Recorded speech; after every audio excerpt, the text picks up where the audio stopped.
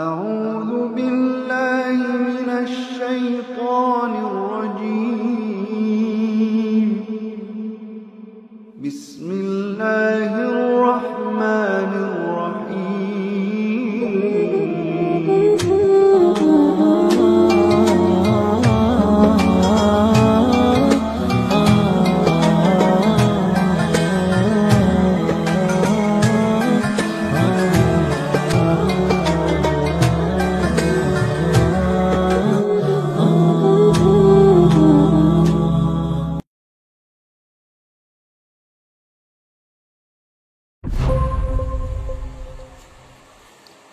Assalamualaikum warahmatullahi wabarakatuh.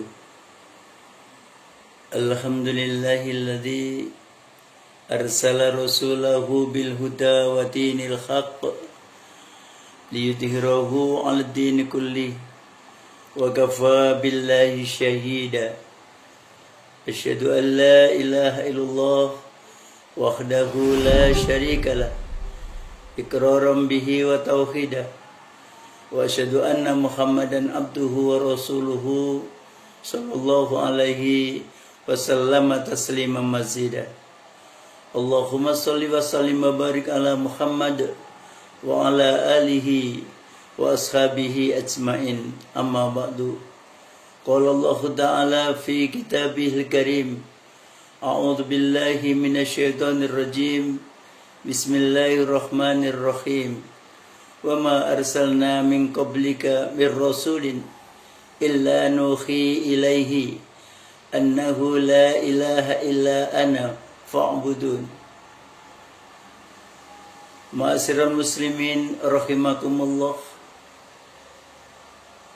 Pada dasarnya ajaran inti untuk kehidupan ini hanya satu, yaitu kalimat tauhid la ilaha illallah. Dan itu dibawakan oleh para rasul yang jumlahnya 25 sejak zaman Nabi Adam sampai dengan Muhammad sallallahu alaihi wasallam. Sebagaimana firman Allah yang saya bacakan tadi, bahwa kami tidak mengutus seorang pun utusan, seorang pun rasul, kecuali kuwahyukan kepadanya bahwa tidak ada Tuhan yang patut disembah dengan hak kecuali aku, maka sembahlah aku. Jadi inti beragama dalam kehidupan sejak era pertama Nabi Adam sampai dengan era terakhir Nabi Muhammad adalah mengesahkan Allah, yang dalam bahasa agama adalah tauhid. Tauhid adalah landasan dalam kita beribadah kepada Allah. Kenapa dia sebagai landasan? Kalau orang beribadah tidak punya landasan, tidak punya fondasi, maka ibadahnya tidak akan bisa ajak, tidak akan bisa istiqomah.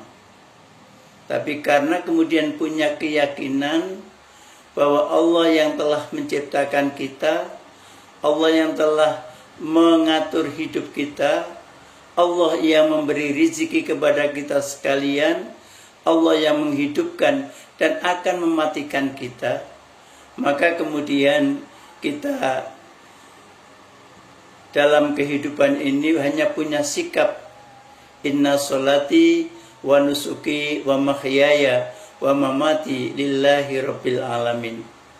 Sesungguhnya sholatku, ibadahku, hidup dan matiku semuanya hanya milik Allah, Tuhan semesta alam. Semuanya hanya ku persembahkan kepada Allah, Tuhan yang mencipta, mengatur dan memelihara alam semesta.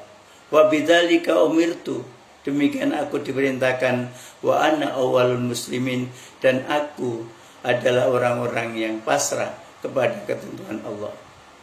Ma'asyiral muslimin, kalau kita memiliki tauhid bahwa Allah menjadikan kehidupan kematian, lalu kehidupan kembali yang baru di alam baka sana adalah untuk menguji kita.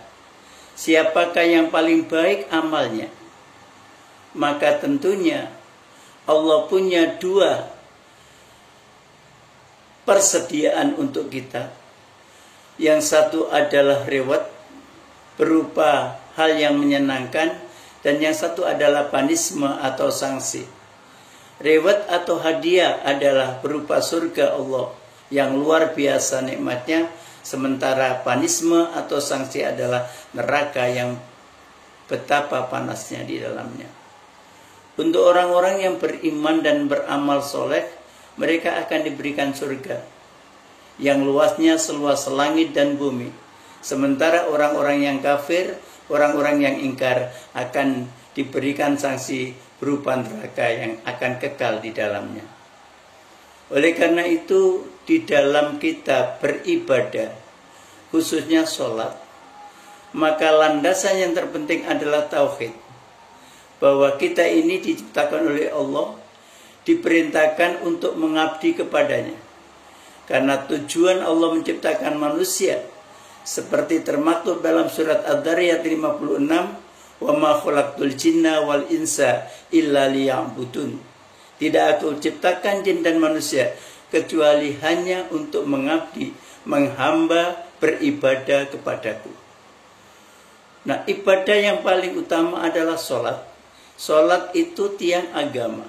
Siapa yang telah menegakkan sholat berarti dia telah menegakkan agama. Dan siapa yang meninggalkannya berarti dia merobohkan agama. Sholat yang membedakan antara orang itu beriman dan kafir. Sholat pula lah amalan yang pertama kali dihisab nanti di alam akhirat. Kalau sholatnya diterima, maka amalan yang lain diterima. Tetapi kalau sholatnya ditolak, maka amalan yang lain juga ditolak. Nah, orang menegakkan sholat itu berat. Kecuali orang-orang yang khusyuk, orang-orang yang punya akidah tauhid yang kuat. Maka 5 waktu minimal tidak akan ditinggalkan. Kenapa? Kalau kita sholat karena orang tua, begitu tidak ada orang tua, kita nggak sholat. Kalau kita sholat karena guru, begitu nggak ada guru, kita nggak sholat. Tapi kalau kita sholat karena Allah, inna sholati wa nusuki wa mahyaya wa mamati lillahi rabbil alamin, maka kapanpun dan dimanapun kita akan menegakkan sholat dan tidak akan meninggalkan meskipun hanya 1 waktu. Demikian pula di dalam menunaikan puasa Ramadan, kita akan menunaikan puasa dengan cara yang baik. Nggak mungkin kita akan mokel, kita akan minum di tengah terik matahari, kemudian kita bersihkan kembali mulut kita, lalu kita ngomong kepada teman-teman bahwa kita puasa. Karena kita diawasi Allah. Jadi kita mesti puasa dengan baik. Karena puasa itu adalah milik Allah. Dan Allah yang akan membalas puasa kita. Ma'asyiral muslimin rahimakumullah. Jadi kalau kita ini punya landasan tauhid yang kuat, bahwa Allah menciptakan kita, mengawasi kita, dan Allah menguji kita, hidup mati kita ini besok akan dipertanggungjawabkan, maka insya Allah kita di dalam beribadah ini akan giat, terutama di bulan suci Ramadan, di mana bulan ini adalah bulan penuh ampunan, bulan yang dilipat gandakan amal, bulan yang penuh rahmat, bulan yang penuh berkah. Mari kita manfaatkan bulan Ramadan dengan sebaik-baiknya, dan semoga kita bisa melaksanakan ibadah secara maksimal di bulan yang suci ini. Demikian yang dapat saya sampaikan. Semoga bermanfaat, dan akhirnya billahi taufiq wal hidayah. Assalamualaikum warahmatullahi wabarakatuh.